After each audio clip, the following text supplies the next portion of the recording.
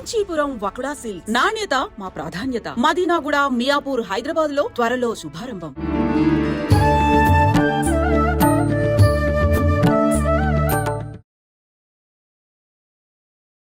నమస్కారం, welcome to I dream. ధర్మ మార్గం విత్ విజిత కార్యక్రమానికి స్వాగతం.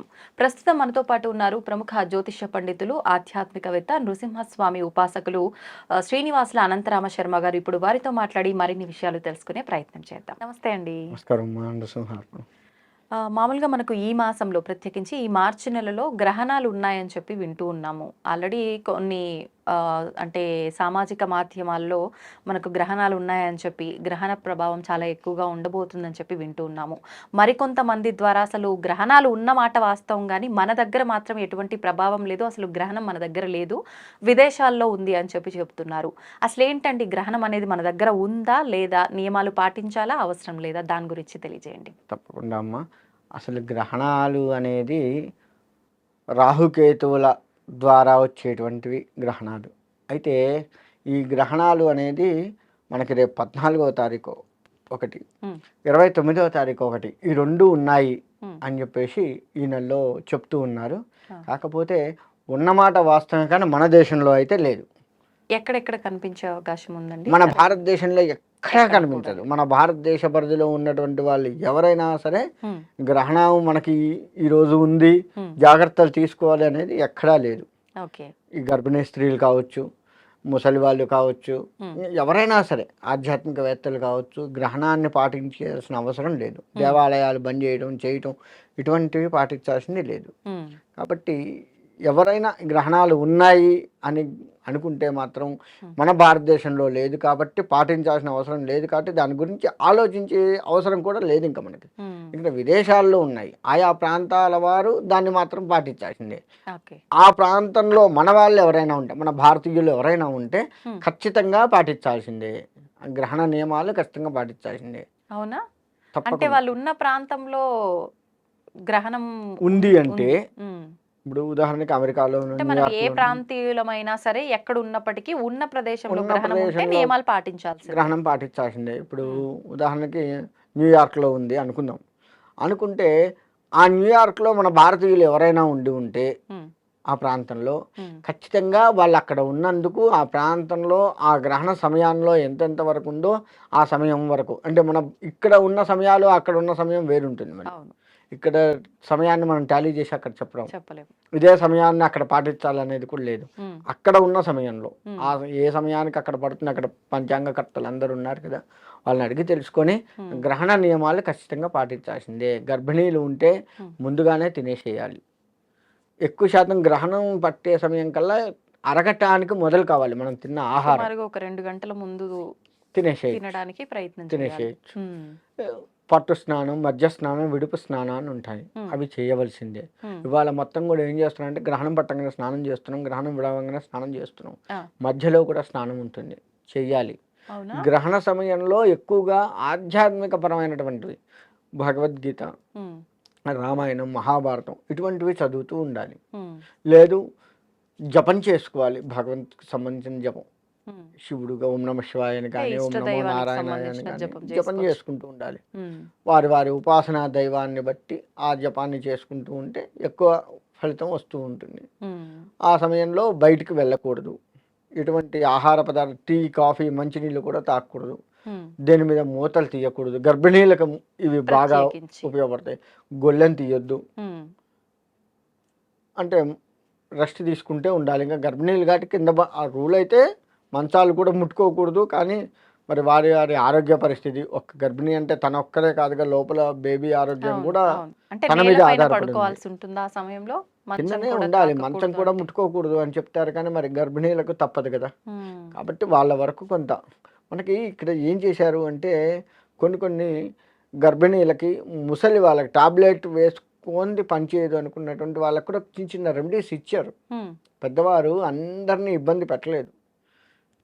కాబట్టి అటువంటి వాళ్ళు వాళ్ళకి తగ్గ భగవంతుడి కాస్త నివేదన చేసి, స్వామి నేను ఇప్పుడు టాబ్లెట్ వేసుకుంటేనే నా ప్రాణం నిలబడుతుంది, లేకపోతే కష్టం అని చెప్పేసి స్వామివారికి నమస్కారం చేసుకుని ఆ పండ్లు స్వామివారికి చూయించి ఆ పండ్లు భుజించి వెంటనే టాబ్లెట్ వేసుకోవాలి. ఇలా పర్వాలేదు ఓ 2-3 గంటలైనా నాకు టాబ్లెట్ వేయకపోయినా ఏం కాదు అనుకుంటే అలా ఉండిపోవచ్చు. ఉమ్, గర్భిణీలు కూడా అంతే కదా, వాళ్ళకి టాబ్లెట్ వేసుకోవడం ఇలా ఉంటాయి కాబట్టి వాళ్ళ శరీర ధర్మాన్ని బట్టి నడుచుకుంటూ వెళ్ళాలి. ఉమ్, కాబట్టి అని చెప్పి అతిగా తినకూడదు. ఆ, ముందే బాగా తినేద్దాం 2 గంటల దాకా అతిగా తినకూడదు. అరగాలి, ఆ టైంకి నీకు అరుగుదల మొదలు కావాలి. ఉమ్, ఫుల్గా తింటే 2 గంటల్లో అరగదు, అది కూడా ఉంది. ఉమ్, గర్భిణీలైనా ఎవరైనా అలా చూసుకుంటూ ఉండాలి. ఉమ్, ఆబ్దికాలు పెట్టేవారు గ్రహణ సమయంలో ఆబ్దికాలు పెట్టకూడదు. ఉమ్, ఇలా ప్రతిదీ మనకి గ్రహణ సమయంలో చెప్పబడుతూ ఉంది. ఓకే. ఏ దేశంలో ఉన్నవారైనా సరే గ్రహణం కనుక ఉంది అంటే ఈ నియమాలన్నీ పాటించాల్సిందే. వండి ఉన్న పదార్థాలని వండి గ్రహణం ఉన్న కన్నా ముందు వండి ఉన్నవి తినకూడదు గ్రహణం తర్వాత ఇంకా అని, దాన్ని ఒకవేళ తినాల్సి వస్తే గరిక వేస్తే మాత్రమే తినాలని చెప్పి అంటారు కదా, అది ఎందుకనండి? గరిక వేసి అంటే దర్భ గరిక ఇవన్నీ కూడా సూర్యరశ్మిని గ్రహిస్తాయి, తనలో నిక్షిప్తం చేసుకుంటాయి. ఉమ్, అది ఆ భూమి నుంచి విడదీసినా కానీ కొన్ని గంటల పాటు ఆ శక్తి అలా ఉండిపోతుంది గరిక. అందుకే నీళ్ళల్లో ఉమ్, తర్వాత వచ్చేసి వాటర్ ట్యాంకుల్లో వేస్తుంటాం. ఫస్ట్ వాటర్ ట్యాంకుల్లో వేయటం, పైన టాప్ మీద వేయటం, ఉమ్, ఇంటి మీద వేయడము. ఏదైనా మీరు అన్నట్టు ఆహార పదార్థాలు ఇప్పుడు నిలువ ఉండే మామిడికాయ వాటిల్లో. పచ్చడి ఉంటుంది, మామిడికాయ కారం, అదే 1 ఇయర్ వరకు ఉంటుంది, ఈ లోపు వచ్చింది మరి పడేయలేం కదా కదా ఆవకాయని. అటువంటి చోట్ల ఉమ్, వేస్తే ఏంటంటే ఆ శక్తి అలా సూర్యరశ్మి శక్తి ఉంటుంది కాబట్టి ఆ గ్రహణ శూల అనేది వాటికి అంటుకోదు అని చెప్తారు. కానీ అలా నిలవ ఉన్నాయి మాత్రమే. ముందే అన్నం వండి పెట్టుకొని తర్వాత మళ్ళీ స్నానం చేసి ఎప్పటికో అన్నం వండడం కష్టం కదా అని ముందే వండి పెట్టుకోకూడదు. అంటే నిత్య జీవితంలో వండుకునే విధానాలకు మాత్రం లేదు, ఇదంతా పనికి పనికి రాదు, రాదు, అసలు పాటించాల్సిందే ఖచ్చితంగా నియమాలు. పాటించాల్సిందే. ఉమ్, అంతే తప్ప ముందే వండి పెట్టుకోవటము, తర్వాత మళ్ళీ మనం స్నానం చేసి ఆకలి అవుతుంటుంది వండి పెట్టుకొని గరికేస్తే సరిపోతుంది అన్నారు కదా గురువుగారు అని చెప్పి గరక పెట్టి ఉండడం తప్పది. మళ్ళీ ఉమ్, ఎప్పటికప్పుడు వండుకోవాల్సిందే, గ్రహణం అయిన తర్వాత చక్కగా వండుకోవాల్సిందే. ఇకపోతే అంట్లు గ్రహణ సమయంలో మనం ఎక్కడికి వెళ్ళేది లేదు కదా అని ఆడవాళ్ళు ఆ టైంలో అంట్లు తోమటం మొదలు పెడతారు. ఆ, నేను కొన్ని చోట్ల చూశాను. అంటే పని ఇంట్లో చేసుకోవడం, పనులన్నీ శుభ్రపరచుకోవడం లాంటివి. కాస్త బట్టలు వాషింగ్ మిషన్లో వేయటం, ఆరేయటం, ఇట్లా అటువంటివి కూడా పనికిరావు. ఉమ్, ఎంతసేపు నువ్వు భగవద్ ధ్యానం, ఉమ్, టీవీ పెట్టుకో. ఒక నీకు భగవద్ ధ్యానం చేయటం రాదు, టీవీ పెట్టుకో, భగవంతుడికి సంబంధించినవి చూడు. ఉమ్, ఏ సినిమాను భగవంతుడికి సంబంధించిన సినిమా చూడు. అంతేగాని మళ్ళీ చిరంజీవి ఇలా ఎవరియో ఉమ్, చూస్తాను సినిమాలు, లౌకికపరమైన సినిమాలు చూస్తాను అంటే కూడా తప్పు. ఉమ్. నీకు ఎక్కువగా ఆధ్యాత్మికత కుదరదు, జపం చేసుకోవడం కూర్చోవడం కుదరదు అంటే భగవంతుడికి సంబంధించి ఏదైనా చూడు. మామూలుగా అంటే ఆ సమయంలో భగవద్ ధ్యానానికి సంబంధిస్తే ఇంకో పనికి రాదు అని పనికిరాదు. మాట్లాడుకుంటున్నాము. కానీ గ్రహణాల సమయంలో భగవంతుడు కూడా శక్తిని కోల్పోతాడు అని చెప్పి కొన్ని సినిమాల ద్వారా అయితే మనం చూడడం జరిగింది.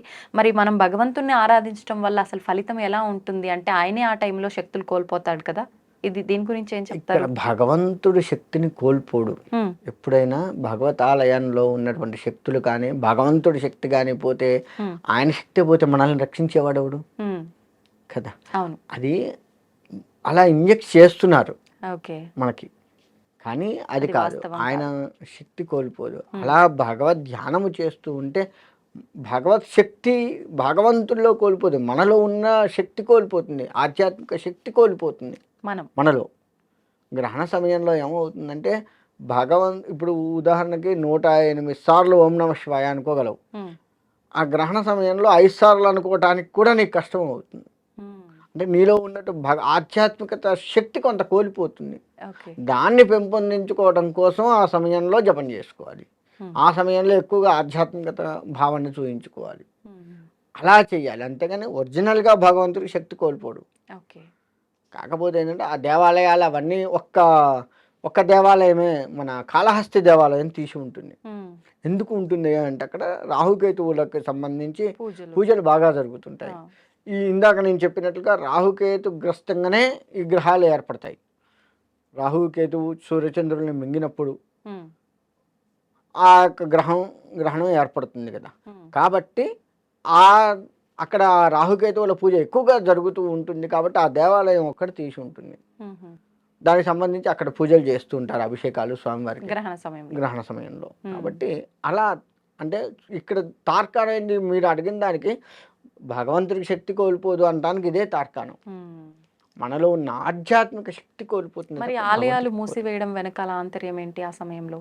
ఎందుకు ఆలయాలు మూసివేస్తాము అంటే గ్రహణ యొక్క కీడు అక్కడ పడవద్దు ఉమ్, అని ఆ పరిసర ప్రాంతంలో ఎక్కడా కూడా ఆ యొక్క ఇది పడవద్దు, తలుపులు కూడా వేసి పెడతాం. ఉమ్, అంటే ఆ యొక్క వేవ్స్ అంటే చెడు తరంగాలు ఏవి కూడా ఉమ్, మన ఇంట్లోకి ప్రవేశించవద్దు అన్నట్లుగా మనం ఎట్లా జాగ్రత్త పడతామో దేవాలయం కూడా ఆ విధంగానే జాగ్రత్త పడి ఏమన్నా పడి ఉంటుందేమో గ్రహణ శూలి ఉంటుంది కదా అని మరోజు గ్రహణం అయిపోగానే అక్కడ ఆ దేవాలయాన్ని స్వామివారికి అభిషేకం, స్వామివారి అమ్మవారి భగవంతు అభిషేకం చేయటము, ఉమ్, ఆ యొక్క షడగోపురం కానీ అవన్నీ కూడా తోమి పెట్టుకోవటము, మళ్ళీ శుభ్రంగా ఉన్నా మళ్ళీ వాటిని ఇంకా ఎక్కువ శుభ్రపరుస్తాం. అలా చేస్తూ మళ్ళీ దాని యొక్క పవిత్రతను దాన్ని కాపాడుతూ ఉంటారు. ఉమ్.